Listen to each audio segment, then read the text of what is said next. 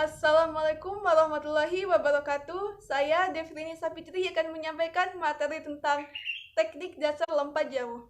Lompat jauh adalah gerakan melompat ke depan dengan berbagai teknik untuk mendapatkan jarak lompatan sejauh-jauhnya.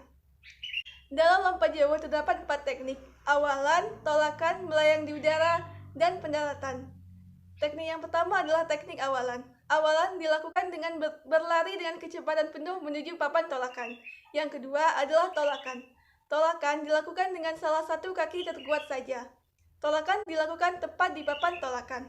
Yang ketiga adalah melayang di udara. Ketika posisi badan kita berada di udara, kita bisa menggunakan 3 gaya.